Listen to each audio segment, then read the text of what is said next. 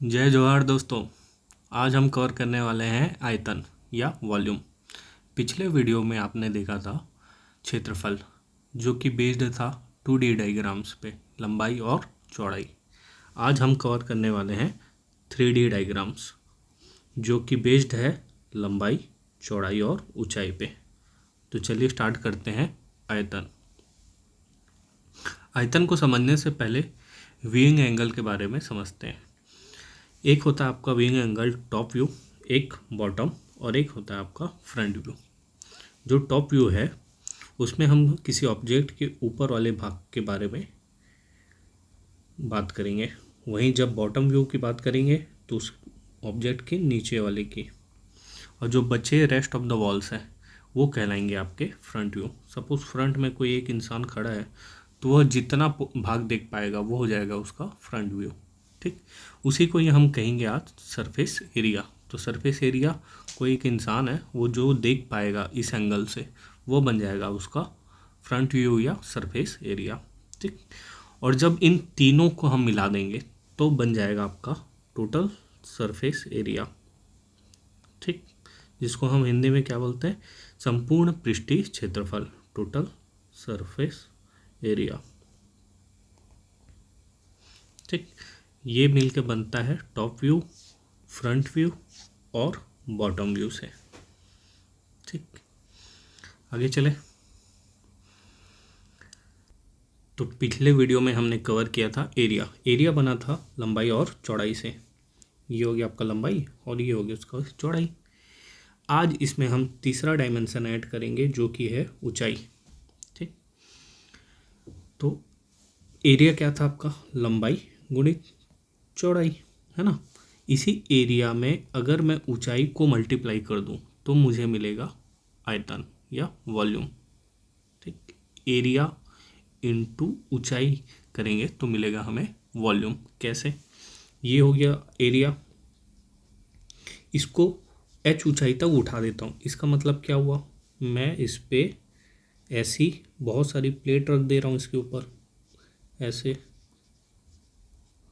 रखते जाइए, ऐसे प्लेट कितने तक, ऐसे एरिया को आप बढ़ाते जाएंगे कितने तक, h ऊंचाई तक।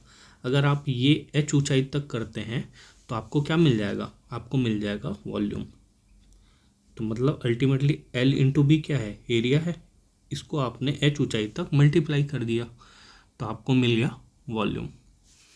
ठीक, सिमिलरली सरफेस एरिया, इसका कॉन्सेप्ट आता है, सरफेस एरिया बनता है आपका परिमाप से, परिमाप या फिर परिधि से। अगर आप परिमाप या परिधि में h का मल्टीप्लाई कर देंगे या उसको h टाइम्स मल्टीप्लाई कर देंगे तो आपका बनेगा सरफेस एरिया। कैसे देखते हैं, ये आपका हो गया परिमाप, है ना, इसमें L लंबाई है और ये उसकी चौड़ाई है, ये परिमाप हो जाएगा। इसको अगर h टाइम मल्टीप्लाई कर देंगे, इसका मतलब सपोज ये एक घर बन रहा है, इस पर मैंने सबसे पहले नींव रखी, ये नींव हो गई, और फिर मैंने उसके ऊपर दीवार बना दी, इसका बीच का पोर्शन खाली है, तो मुझे ये वाली आकृति मिलेगी। ठीक, तो मुझे ये वाली आकृति मिलेगी। ठीक, इसमें सिर्फ क्या आएंगे, 4 वॉल्स है ना, 1 2 3 4, ये 4 वॉल्स यही रहेंगे सरफेस एरिया में। तो हमें पता है कि सरफेस एरिया कैसे निकलता है, परिमाप को h ऊंचाई तक उठा देंगे। तो परिमाप क्या होता है, तो परिमाप होता है, हमने पिछली क्लास में देखा था, ये क्या है, एक आयत है, आयत का परिमाप क्या होता है 2l प्लस बी। इसको हम h ऊंचाई तक मल्टीप्लाई कर दिए तो बन गया आपका surface area 2l plus 2b into h। तो ये हो जाएगा 2lh प्लस 2bh। ठीक, वैसे एक और टर्म है टोटल सरफेस एरिया। ठीक, टोटल सरफेस एरिया कैसे निकलेगा, अभी हमने देखा ये तो सरफेस एरिया है पूरा, है ना, इसमें ये 2 ऐड हो जाएगा। तो टोटल सरफेस एरिया का था 2lh प्लस 2bh, और ऊपर का क्या हो जाएगा, ऊपर का हो जाएगा आपका 2lb, क्योंकि ऐसे है L into B, L into B, तो ये हो जाएगा 2LB, 2 कॉमन ले लीजिए, LH plus BH plus LB, तो ये हो जाएगा टोटल सरफेस एरिया किसका, किसी भी चीज़ का। ठीक, तो ऐसे निकलेगा आपका टोटल सरफेस एरिया, वॉल्यूम और एरिया, ये कॉन्सेप्ट है। घनाभ है, घनाभ की होगी एक लंबाई, चौड़ाई होगी और ऊंचाई होगी। ठीक, तो घनाभ का वॉल्यूम क्या हो जाएगा आपका, लंबाई गुणित चौड़ाई गुणित ऊंचाई। ठीक, सिंपल। इसका सरफेस एरिया हो जाएगा आपका, यहाँ से जो देखेंगे फ्रंट व्यू से, है ना, तो ये आपको ने देखा कि भाई परिमाप, इसका परिमाप क्या है, ये परिमाप है, चारों साइड से हम देखेंगे तो, और ये कितनी ऊंचाई तक है, इन सब में h कॉमन है, देखिए ये भी h है, ये भी h है, ये भी h है, इसलिए h कॉमन होता है। ठीक, तो अल्टीमेटली हमने क्या किया, इस परिमाप को h ऊंचाई तक उठा दिया। सपोज ये कम घर है और हम यहाँ ईंट लगाते जाएं तो एक दीवार सी बन जाएगी ना, तो यही है। तो परिमाप क्या हो जाएगा, 2L प्लस B, हमने पिछले क्लास में देखा था। ठीक, कितने h ऊंचाई तक, तो ये हो जाएगा आपका 2L plus 2B into H, तो ये हो जाएगा 2LH प्लस 2BH, ये हो जाएगा आपका surface area. Total surface area की बात करें तो ऊपर और नीचे का जुड़ जाएगा, तो ये हो जाएगा 2LH प्लस 2BH और एक और ये 2, तो ये हो जाएगा 2LB।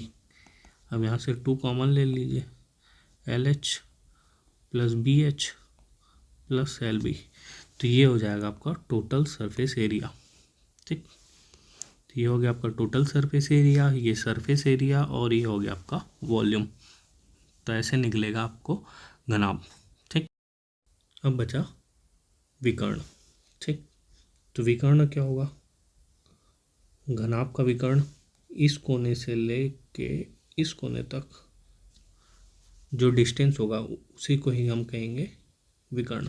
ठीक, इससे सबसे ज़्यादा क्वेश्चन आता है कि एक कमरा है, L लंबाई का, B चौड़ाई का और H ऊंचाई का, इसमें रखी गई सबसे लंबी छड़ या कोई बांस है वो कौन सी होगी, तो भाई सबसे लंबी बांस तो यही होगी, इस कोने से लेके इस कोने तक। अब इसको निकालने के लिए देता है, तो इसको कैसे निकालेंगे, यहाँ पर हमें H देगा, कमरे की लंबाई और चौड़ाई देगा।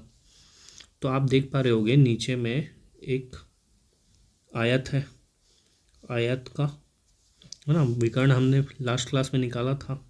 तो ये क्या हो जाएगा, आयत का विकर्ण हो जाएगा, जो इस पाइथागोरस प्रमेय के लिए, है ना। अब ये क्या बन गया, त्रिभुज बन गया। अब इससे हम निकालेंगे आपका विकर्ण।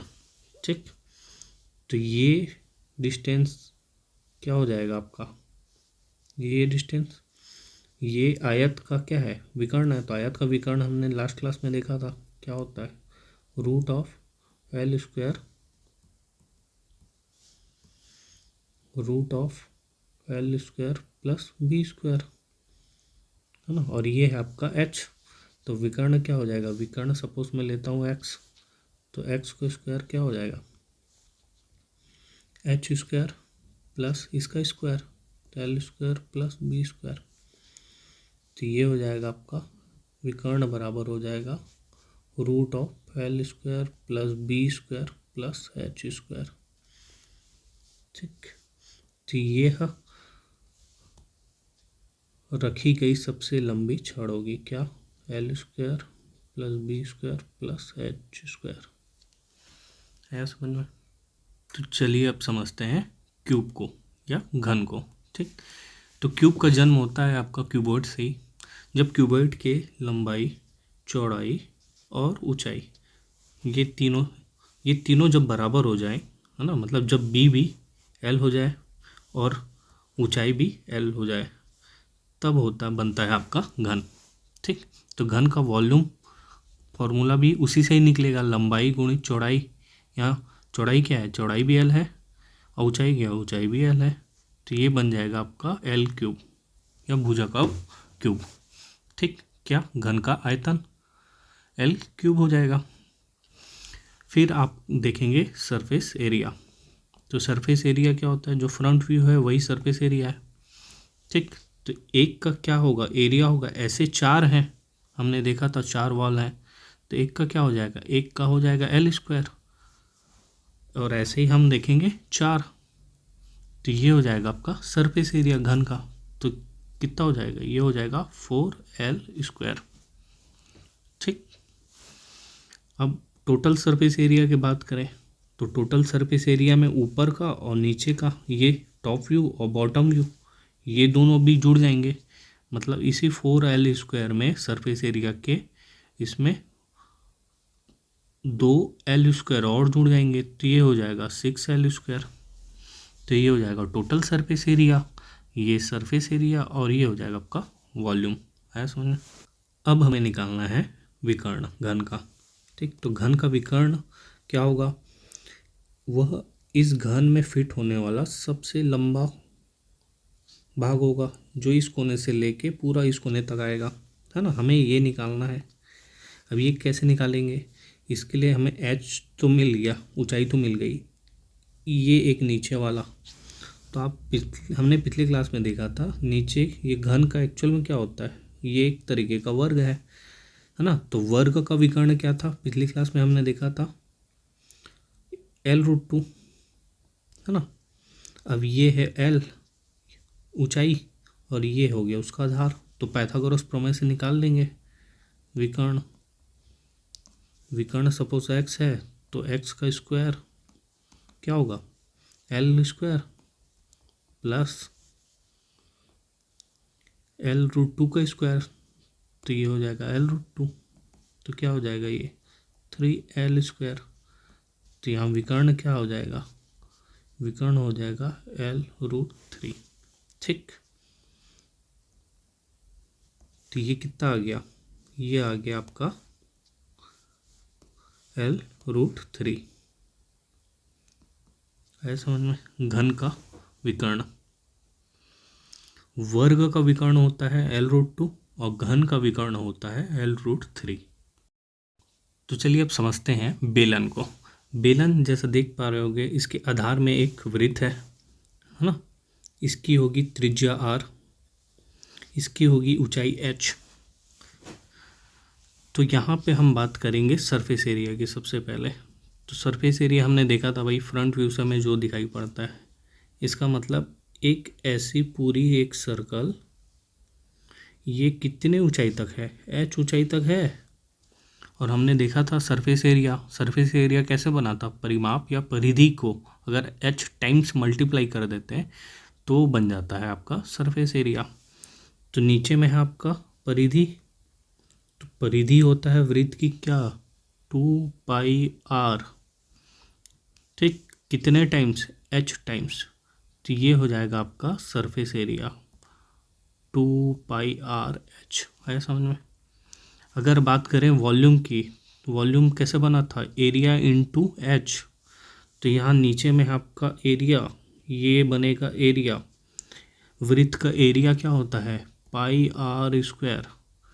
πr स्क्वायर कितने तक, h ऊंचाई तक। तो ये हो जाएगा आपका बेलन का आयतन, क्या हो जाएगा πr स्क्वायर h, ये बन जाएगा volume. Total surface area, total surface area कैसे बनता है, इस सरफेस एरिया में जोड़ दो 2πrh में एक ऊपर वाला और एक नीचे वाला, बॉटम व्यू और टॉप व्यू दोनों को जोड़ दो, तो ये हो जाएगा 2πr स्क्वायर। दो वृत्त हैं ऊपर और नीचे, तो आप कॉमन निकाल दीजिए, 2πrh प्लस r, ये हो जाएगा आपका बेलन का संपूर्ण पृष्ठीय क्षेत्रफल। ठीक, आगे चलते हैं। बेलन के बाद देखेंगे शंकु। शंकु में बस याद रखना है आपको कुछ एक ही फॉर्मूला। सबसे पहले समझते हैं शंकु है। शंकु जिसके आधार पे क्या है, एक वृत्त है जिसकी त्रिज्या है r, इसकी ऊंचाई होगी h और एक तिर्यक ऊंचाई होती है जिसे हम कहते हैं l। ये है आपकी तिर्यक ऊंचाई।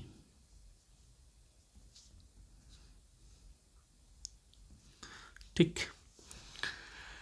अब शंकु का हमें सबसे पहले देखेंगे सरफेस एरिया। देखिए ये शंकु है, इसका सरफेस एरिया यहाँ से लेके ऊपर तक पूरा, अब आप देख पा रहे होगे कि ये ग्रेजुअली नीचे बढ़ता आ रहा है। तो इसको एक्चुअल में नॉर्मल फार्मूला से इसे कैलकुलेट नहीं किया जा सकता, इसके लिए हमें यूज़ करना पड़ता है इंटीग्रेशन। तो अभी उतना ज़्यादा हमें डीप पे जाने की ज़रूरत नहीं है, अभी बस ये याद रख सकते हैं कि सरफेस एरिया शंकु का होता है पाई आर एल। ठीक, एक ये फॉर्मूला बस याद रखिए, बाकी सारा बन जाएगा। ठीक, तो सरफेस एरिया हो जाएगा आपका पाई आर एल। तो यहाँ से हम इसका टोटल सरफेस एरिया निकाल लेंगे। तो इसी पाई आर एल में आधार में क्या है आपका, आधार में एक वृत्त है, तो वृत्त का क्षेत्रफल को जोड़ दीजिए पाई आर स्क्वायर। तो ये हो जाएगा पाई आर एल प्लस आर, ये हो जाएगा आपका शंकु का कुल पृष्ठीय क्षेत्रफल। अब याद रखिए, अब निकालना है हमें वॉल्यूम शंकु का। तो शंकु जो होता है बहुत एक कहना चाहिए माइलस्टोन है। शंकु से ही शंकु का 3 गुना होता है आपका, याद रखना, बेलन। ये होता है 3 गुना, और शंकु का 2 गुना होता है आपका गोला। तो शंकु को आप रेफरेंस पॉइंट के तौर पे ले सकते हैं। ठीक, मैंने क्या कहा, शंकु के आयतन का 3 गुना होता है बेलन और शंकु के आयतन का 2 गुना होता है गोला। कैसे, अभी देखेंगे। ठीक, तो शंकु के आयतन का 3 गुना होता है आपका बेलन, तो इसका मतलब बेलन के आयतन का क्या होगा, ये 1/3 होगा। तो 1/3, अब बेलन का आयतन हमने निकाला है, क्या है, पाई आर स्क्वायर एच। ठीक, तो शंकु का क्या हो जाएगा आपका 1/3 पाई आर स्क्वायर एच, ये हो जाएगा शंकु का आयतन। ठीक, आगे चलते हैं। शंकु के बाद देखेंगे हम गोला। अभी मैंने कहा कि भाई शंकु के आयतन का 3 गुना होता है आप बेलन, और शंकु के ही आयतन का 2 गुना होता है आपका गोला। ठीक, तो गोला का आयतन क्या हो जाएगा भाई, तो गोले का वॉल्यूम क्या हो जाएगा, 2 गुना ऑफ शंकु का आयतन 1/3 पाई आर स्क्वायर एच। अब समझना, यहाँ पर ये आर है, ये भी आर होगा, ये भी आर होगा, इसका मतलब क्या है, इसकी ऊंचाई जो है एच। अब ऊंचाई तो होती नहीं है, तो उसकी जगह हमें क्या रखना पड़ेगा, यहाँ पर आर होता है गोले का, तो हम रख देंगे पाई आर स्क्वायर, एच की जगह क्या 2r। तो ये हो जाएगा आपका 4/3 पाई आर क्यूब, गोले का आयतन। आया समझ में क्यों होता है। अगर आपको प्रैक्टिकल करना है तो आप समझिए कि आप एक ले लीजिए शंकु, ठीक, और यहाँ पे आप ले लीजिए एक बेलन का कैन, और यहाँ पे आप ले लीजिए एक गोला, हाफ गोला, तीनों की ऊंचाई, ये फुल गोला ले लीजिए। ठीक, तीनों की ऊंचाई सेम रखिए। तो जब आप शंकु में कोई चीज़ या पानी को भर के इसमें डालेंगे तो ये 3 बार में भर जाएगा आपका बेलन, और वहीं इसी शंकु के कोन में पानी डाल के आप इसमें डालेंगे तो 1 बार में ये आधा भर देगा इस गोले का। इसका मतलब 2 बार में ये पूरा गोला भर देता है, वहीं 3 बार में ये बेलन को पूरा भर देता है। आया समझ में, आप ऐसा प्रैक्टिकल कर सकते हैं, बशर्ते तीनों की हाइट सेम होनी चाहिए। अब बचा गोले का सरफेस एरिया और टोटल सरफेस एरिया। तो गोले का सरफेस एरिया और टोटल सरफेस एरिया सेम होता है, क्यों, क्योंकि आप कहीं से भी देखेंगे तो दोनों सेम दिखाई देगा। ठीक, और हमको याद रखना है कि गोले का जो सरफेस एरिया है यह होता है 4 वृत्त के क्षेत्रफल के बराबर में, एरिया ऑफ सर्कल। ठीक, तो 4 वृत्त का क्षेत्रफल होता है आपका पाई आर स्क्वायर, तो ये होता है आपका 4 पाई आर स्क्वायर। मतलब 4 ऐसे वृत्त को क्षेत्रफल को जोड़ेंगे तो आपका एक गोले का वक्र पृष्ठ मिल जाएगा आपको। आया समझ में, याद रखने के लिए। ठीक, 4 वृत्त के क्षेत्रफल से ही मिलके बन जाता है आपका गोला। ठीक, अब आते हैं अर्धगोला, हेमिस्फेयर। हेमिस्फेयर गोले का आधा होगा, तो इसका भी वॉल्यूम गोले के वॉल्यूम का आधा होगा। ठीक, तो गोले का वॉल्यूम था आपका 4/3, है ना, तो ये उसके आधा होगा। 4/3 क्या होता था, πr³, तो ये उसका आधा हो जाएगा 2/3, 2/3 πr³। अर्धगोले का वॉल्यूम, अर्धगोले का अब सरफेस एरिया, और चूंकि इसमें टॉप व्यू भी है ना, इसलिए इसमें सरफेस एरिया और टोटल सरफेस एरिया दोनों अलग अलग होंगे। तो इसका सरफेस एरिया क्या हो जाएगा, गोले के सरफेस एरिया का आधा। तो गोले का सरफेस एरिया था 4πr², तो उसका आधा हो जाएगा 2πr²। और टोटल सरफेस एरिया में क्या, अब ये भी जुड़ जाएगा ऊपर वाला, तो 2πr² प्लस πr², तो ये हो जाएगा 3πr²। ठीक, इतना है आपका आयतन में। उम्मीद करता हूँ आपको वीडियो अच्छा लगा होगा। वीडियो अच्छा लगा तो लाइक शेयर और सब्सक्राइब करिए। मिलते हैं नेक्स्ट वीडियो में।